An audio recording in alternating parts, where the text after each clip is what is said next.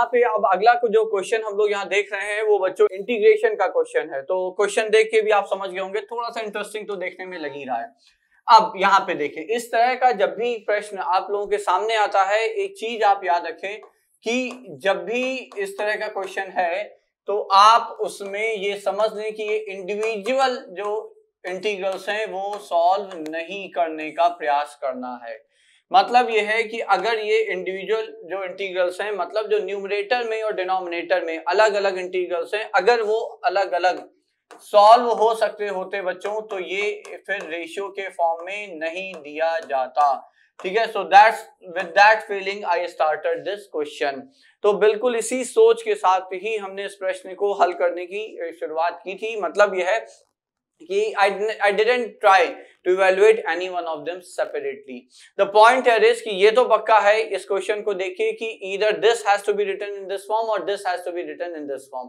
किसी एक को आपको दूसरे के फॉर्म में लेकर आना है और दो इंटीग्रल, दो डेफिनेट इंटीग्रल आपस में ऐड या एक जैसे, या जिसको हम कह रहे हैं दूसरे के फॉर्म में, तभी माने जाएंगे जब कम से कम उनकी लिमिट मैच करे। ये प्राइमरी रिक्वायरमेंट है, ये याद रखिएगा। ठीक है, तो ये बहुत बड़ी बात है। तो 0 से π/2 है, तो पहली चीज तो ये 0 से π/2 आए और उस, ठीक है, ये फंक्शन है, ये भी कन्वर्ट होके जब तक इस फॉर्म में नहीं आएगा x/sin x के फॉर्म में, तब तक हम इसे सिंप्लीफाई नहीं कर पाएंगे। So the whole focus is to convert the denominator to numerator और numerator in terms of denominator. तो यहाँ पे जो हम प्रयास कर रहे हैं वो डिनोमिनेटर के साथ है। तो I will try to convert denominator in the term of numerator. Reason क्या है? रीजन ये इनवर्स का फॉर्म है, फिर अंदर जो है वो x⁻50 है, तो it has some like potential to get simplified. इसमें तो हमें साफ साफ पोटेंशियल लग रहा है जिसकी सहायता से हम इसे सिंप्लीफाई कर सकते हैं। तो लेट्स स्टार्ट विद इट। तो मान लेते हैं हमने ऊपर वाला जो है उसे I1 मान लिया, ठीक है, और नीचे जो है उसे हमने यहाँ पे I2 मान लिया। So this is I1/I2। Now if I say start with I2 which is 0 to 1 tan inverse of x⁻50 over x with respect to x, ये है हमारा यहाँ पे I1 या I2 सॉरी। अब सबसे पहले चूंकि हमें पता है कि there is nothing called chain rule in integration, तो जो भी अंदर जो इनपुट के अंदर फंक्शन है उसे आप सबसे पहले हटाएं यहां से। तो x⁻50 को यदि हम t मान लें, if you assume x⁻50 as t and then if I like try to get dx, so how much will that be? So it will be dt over 50 times x⁻49। और उसी के साथ साथ जब t आपका जब x आपका 0 है तो t 0 होगा, and when x is 1 your t will also be 1 in that case। तो फिर यहाँ पे आप लिख सकते हैं, so this imply your I2 is, अब changing the limits, तो लिमिट्स में खैर कोई चेंज आया ही नहीं, 0 की जगह 0 और 1 की जगह 1 ही रहा।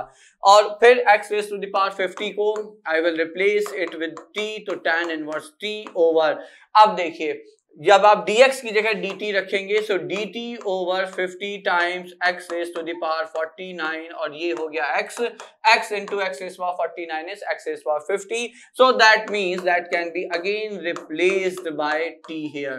तो ये वापस से इसे हम t से रिप्लेस कर सकते हैं बच्चों, और ये आ गया आपका फॉर्म यहाँ पे। हाँ, I missed one thing and that is 1/50 out of this like integral sign। तो ये एक चीज आ गई। तो एटलीस्ट अब आपका जो ये इंटीग्रल I2 है वो इतना तो है कि इनपुट की वजह से कोई समस्या, किसी भी प्रकार की कोई समस्या हमें दिख नहीं रही है।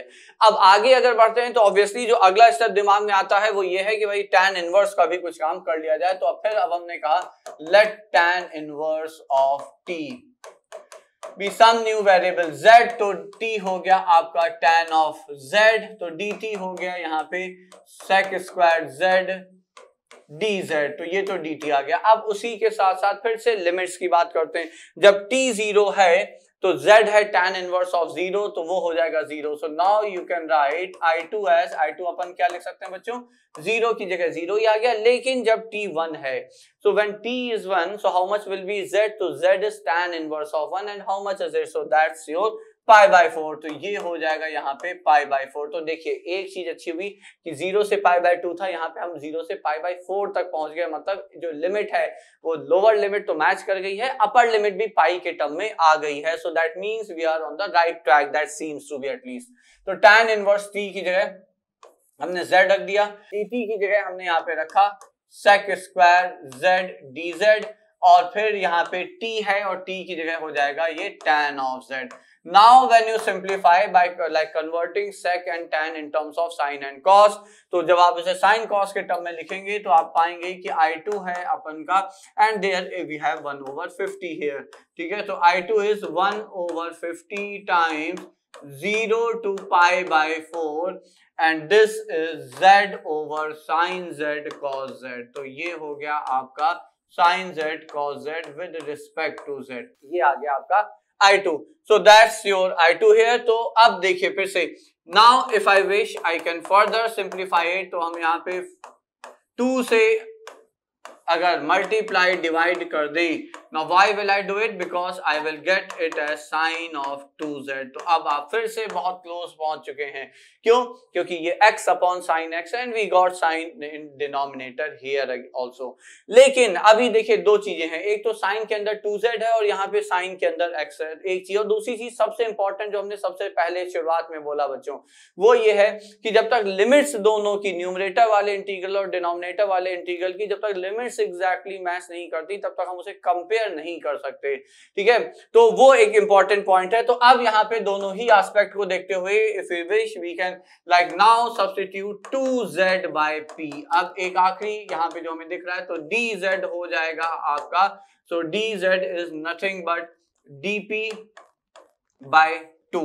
ये हो गया आपका dz. तो ये आ गया. So from here you get I2 as, तो dp by 2, तो ये हो गया 1/100. Now changing the limits again. तो when z is 0, p is going to be definitely 0. तो p आपका शून्य हो जाएगा. And when z is pi by 4 and see you got the limit pi by 2. तो exactly same limit 0 से pi by 2 आ गई. और इंटीग्रल का जो इंटीग्रेंड है वो भी उसी फॉर्म में आ गया, p over sin of p dp. So this is your I2. Now how much is, what is this? So अब ये जो है वो ये क्या है? So isn't that I1 here? तो यहाँ से अब हम कह सकते हैं that I2 is equal to I1 over 100. तो what did we need? We needed I1 over I2, so which is I1 over I2 which will be 100. So the answer is 100. So again see, ये question जो है इसका बस purpose दो ही थे. एक ये कि अगर कभी भी इस फॉर्म में आ जाए तो आप ये याद रखिएगा कि आपको यहाँ पे इंडिविजुअल इंटीग्रल सॉल्व करने का बिल्कुल भी प्रयास नहीं करना है कि हम दोनों अलग अलग सॉल्व करने वैल्यू आ जाए, बिल्कुल भी नहीं है. इस क्वेश्चन का मतलब ही यही है कि कोई ना कोई एक इंटीग्रल आपका दूसरे के फॉर्म में कहीं ना कहीं से कैसे ना कैसे करके आएगा. अब हमें प्रॉपर इंटीग्रल टारगेट करना चाहिए. सो आई स्ट्रांगली बिलीव कि यही है जो हमें साफ साफ दिख रहा है, क्योंकि इनपुट यहाँ पे अंदर है वो खुद एक फंक्शन है. जब भी ऐसा दिख रहा है तो आप बेझिझक अंदर वाला जो फंक्शन है उसे टी मान के क्वेश्चन की शुरुआत कर सकते हैं बच्चों. ठीक है, so that was one question based on definite integration here. Now let's move ahead and look at another question here. Hello my dear students, I am Neeraj Kumar Chaudhary और फिजिक्स टीचर. बच्चों एक बहुत ही अच्छी इंफॉर्मेशन लेके आया हूं मैं आपके लिए. मेगा स्कॉलरशिप टेस्ट, ठीक है, यानी कि अनअकैडमी ने 26 सितंबर 11 AM पे एक टेस्ट प्लान किया है जिसमें 4 करोड़ तक के इनाम आप जीत सकते हो. ठीक है ना. अब ये टेस्ट 11th क्लास वाले भी दे सकते हैं, 12th वाले भी दे सकते हैं, 12th पास वाले स्टूडेंट भी इनको दे सकते हैं. तो इसमें जितना जल्दी हो सके उतना जल्दी एनरोल कर लीजिए क्योंकि 26 सितंबर को ही है ये. और NKC सर लाइव कोड डालना नहीं भूलना है. ठीक है बच्चों. नेक्स्ट थिंग, अगर आप इस टेस्ट में टॉप 3 में आते हो तो आप कोई भी सब्सक्रिप्शन लोगे फ्री ऑफ कॉस्ट रहेगा, यानी कि आपको 100% स्कॉलरशिप मिलेगा.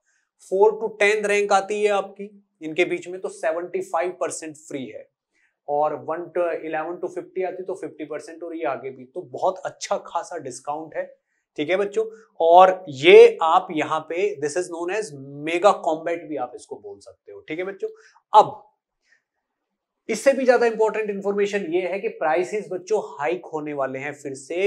1 अक्टूबर से प्राइसेस बढ़ जाएंगे. अप्रोक्सीमेटली 10 to 12% प्राइसेस बढ़ जाएंगे. यानी कि अगर आप इनको सब्सक्रिप्शन के हिसाब से देखो, अगर 24 मंथ का सब्सक्रिप्शन आपको अब 56,000 में मिल रहा है तो प्राइस हाइक होने के बाद वो आपको 62,000 के आसपास मिलेगा. ठीक है ना. ऐसे और भी है. तो जितना जल्दी हो सके आप यहाँ पे सब्सक्रिप्शन लेना है तो डिसीजन बहुत जल्दी लीजिए, बहुत जल्दी ये हाइक होने वाले हैं. ठीक है बच्चों.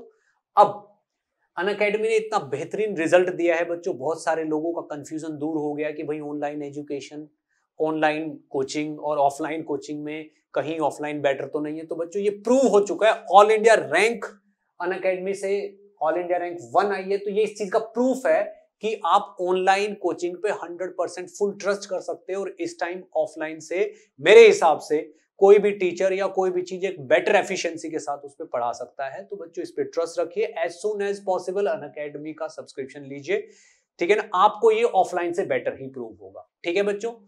चलिए यहीं पे मैं आपसे विदा लेता हूं, थैंक यू, बाय बाय।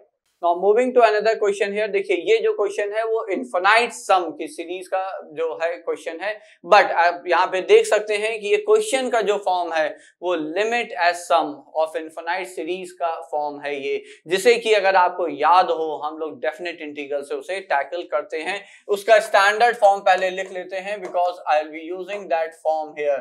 तो स्टैंडर्ड फॉर्म ये है, standard form is limit as n approaches infinity of 1 by n times summation of f of r by n where r goes from 1 to n। तो ये है आपका limit. So limit of this thing, अब देखिए यहाँ summation का जो variable है वो r है और जो लिमिट का वेरिएबल है दैट इज n है, ठीक है। अब इसको हम लोग कहते हैं क्या है स्टैंडर्ड फॉर्म में, स्टैंडर्ड फॉर्म में this is 0 to 1 f of x with respect to x dx। Point here is कि जो आपका फंक्शन है समेशन के अंदर वो पूरा का पूरा फंक्शन आपका r by n का ही होना चाहिए, कहीं पे और कोई चीज होनी नहीं चाहिए, ना कहीं n बचे और ना कहीं r बचे extra. So every term with in that summation, whatever function you have with in that summation symbol should be in the form of r by n only, because in that case we'll be substituting r by n by x। हम r by n की जगह x रख देते हैं and 1 by n as n approaches infinity। तो ये जो है ये इन्फिनिटेसिमल वो जो एलिमेंट है वो बन जाता है। So we replace it with dx। तो इसको हम लोग फिर dx से रिप्लेस कर देते हैं, ठीक है। So that's the simple like logic here जो कि आपको हेल्प करता है कि टारगेट देने में, टारगेट करने में कि हमें चाहिए क्या। तो अगर आपको लिमिट एज इनफिनाइट सम का जो सीरीज का फॉर्म है उसको अगर आपको इंटीग्रल के फॉर्म में लिखना है तो टारगेट फिक्स है, हमें एक इनफिनिटेसिमल एलिमेंट बाहर चाहिए in the form of 1 by n as n approaches infinity, और अंदर जो समेशन में है वो पूरा का पूरा फंक्शन r by n का ही चाहिए। Now the point here is कि जो आपको यहाँ पर दिया हुआ है, ठीक है, वो क्या है, वो ये है आपका, लिख लेते हैं limit as n approaches infinity, there is no 1 by n out of this summation sign, r goes from 1 to n and this is 2 raised to the power r by n over n plus 1 by r। ये है यहाँ पे बच्चों। अब problem को समझें, r by, ये देखिए ये जो ऊपर है आपका न्यूमरेटर का जो फॉर्म है वो तो परफेक्टली फिट है, ये आपका f of r by n का फॉर्म है, लेकिन as I said the entire expression within the summation rule should be a function of r by n and then only we can replace it with x to get the required function, ठीक है। अब यहाँ पे समस्या ये है denominator में कि यहाँ से अगर आप n, और दूसरी बात ये है कि हमें 1 by n तो बाहर चाहिए ही चाहिए, जब तक ये नहीं है तो हम dx से रिप्लेस ही नहीं कर सकते। यदि आप यहाँ से n कॉमन लेते हैं तो 1 by n तो आ जाएगा, लेकिन प्रॉब्लम ये आएगी कि ये 1 plus 1 upon n times r आएगा, ना कि r by n आएगा, ठीक है। तो r by n का फंक्शन यहाँ डिनोमिनेटर में आता हुआ नहीं दिख रहा है। Now what to do in that case? तो उस केस में अब हमें देखिए समझ में ये आता है और इसीलिए क्वेश्चन हमने यहाँ पे, so this is what I tried in that case, ठीक है। तो इसीलिए I took up this question because it like involved multiple concepts here। तो एक लिमिट का कंसेप्ट ये है और एक कंसेप्ट यहाँ पे infinite sum of series with the help of definite integral का कंसेप्ट है। तो अब यहाँ सैंडविच थ्योरम देखिए, सैंडविच थ्योरम तो हम लोगों को याद ही है, सैंडविच थ्योरम पे क्वेश्चन ऑलरेडी हम लोग एक बार देख चुके हैं, बट स्टिल अगर हमें सैंडविच थ्योरम अप्लाई करनी है तो हमें पता है कि f(x) एक फंक्शन या g of x जो फंक्शन है वो दो फंक्शन के बीच में होना चाहिए, एंड उसके साथ साथ if the limit as x approaches a of f of x, ये और लिमिट दोनों एक्सट्रीम में जो फंक्शंस हैं उनकी limiting value as x approaches a same हो जाए, तब हम कहते हैं कि भैया जिसकी लिमिट हमें चाहिए, जो हम डायरेक्ट नहीं निकाल पा रहे हैं, उसकी लिमिट भी वही होगी। So that's what our sandwich theorem tells us. तो अब बात यहाँ पे ये है कि ये जो एक्सप्रेशन है इसके लिए हमें दो ऐसे टर्म चाहिए, ठीक है। So now if I have to start, see देखिए 2 raise to the power r by n, इसको हमें नहीं लगता इसे छेड़ने की आवश्यकता है। क्यों? क्योंकि लिमिट एज सम के रूल में ये बिल्कुल परफेक्टली फिट एलिमेंट है, इसमें कोई प्रॉब्लम है नहीं, तो इसे तो हम कहीं भी नहीं छेड़ने वाले। सो this is n plus 1 by r। अब यहाँ पे देखें बच्चों, ये किससे छोटा, तो ये छोटा है उसमें, देखिए डिनोमिनेटर को अगर यहाँ पे आप ध्यान से देखें तो n में आप कुछ ऐड कर रहे हैं, और जो r है वो नेचुरल नंबर्स हैं। क्यों? r goes from 1 to n, so r is a natural number, so you are adding something in the denominator। मतलब जैसे जैसे आप r की वैल्यू बढ़ाते जाएंगे तो खैर वो बात अलग है, लेकिन आप कुछ n में ऐड कर रहे हैं, तो इसका मतलब ये है कि डिनोमिनेटर जितना बड़ा होगा ऑब्वियसली फ्रैक्शन उतना छोटा होगा, वैसे वर्सा डिनोमिनेटर जितना छोटा होगा फ्रैक्शन उतना बड़ा होगा। तो अब डिनोमिनेटर ये किससे छोटा है, तो जब डिनोमिनेटर आप और छोटा कर लें तो फ्रैक्शन बड़ा हो जाएगा, और मिनिमम जो यहाँ पे पॉसिबल है, तो ऑब्वियसली ये जो नंबर है, ये जो गिवन एक्सप्रेशन है आपका, ये इससे छोटा ही होगा। ऑन द अदर हैंड ये बड़ा किससे है, तो ये 2 raise to the power r by n। अब आप देखिए जो सबसे बड़ी वैल्यू डिनोमिनेटर में हो सकती है वो मिलेगी r को 1 रखने पे। क्यों? क्योंकि r और जब बढ़ाते आएंगे तो r हाफ हो जाएगा, 1/3 हो जाएगा। तो the largest denominator possible for different values of r is when you put r is equal to 1, तो उससे ये बड़ा होगा क्योंकि लार्जेस्ट डिनोमिनेटर है तो स्मॉलेस्ट फ्रैक्शन है। तो ये आपका यहाँ पे सैंडविच थ्योरम के लिए फंक्शन, तो आपके जो एक्सप्रेशन है तो ये तो तैयार हो गए। अब मुद्दा ये है कि देखिए सैंडविच थ्योरम की सबसे बड़ी समस्या है कि लिमिटिंग वैल्यू सेम आनी चाहिए, तो वो हम लोग देख लेंगे, लेकिन उससे पहले तो अब हम यहाँ पे लिख सकते हैं, तो लिमिट एज लाइक लिमिट की बात बाद में करेंगे, तो पहले समेशन लिख लेते हैं। So just a minute. तो अब यहाँ पे we can write here that this implies summation of 2 raise to the power r by n over n plus 1 as r goes from 1 to n is less than summation as r goes from 1 to n 2 raised to the power r by n over n plus 1 by r is less than summation r goes from 1 to n 2 raised to the power r by n over n। isn't that it? इसमें तो कोई doubt है नहीं, क्योंकि अगर सारे elements यही inequality आप फॉलो कर रहे हैं तो आप ऐड करते जाएंगे, वर्टिकली ऐड कर देंगे, इनइक्वालिटी वही रहेगी। Now let us try to get this limit. So now first of all तो चलिए पहले वो वाली लिमिट निकाल लेते हैं। So limit as n approaches infinity of summation 2 raised to the power r by n over n, r goes from 1 to n। अब देखिए n जो है वो समेशन के अकॉर्डिंग ये यहाँ पे कांस्टेंट है, क्योंकि समेशन का वेरिएबल r है, तो ये हो जाएगा limit as n approaches infinity 1 by n times summation of 2 raise to the power r by n। और ये अगर आप स्टैंडर्ड फॉर्म से कंपेयर कर रहे हैं तो ये देखिए यहाँ पे ये बिल्कुल रेडीमेड वही वाला फॉर्म है, तो ये आ जाएगा 0 से 1 2 raise to the power x dx and whose integral is 2 raise to the power x over ln2 as x goes from 0 to 1।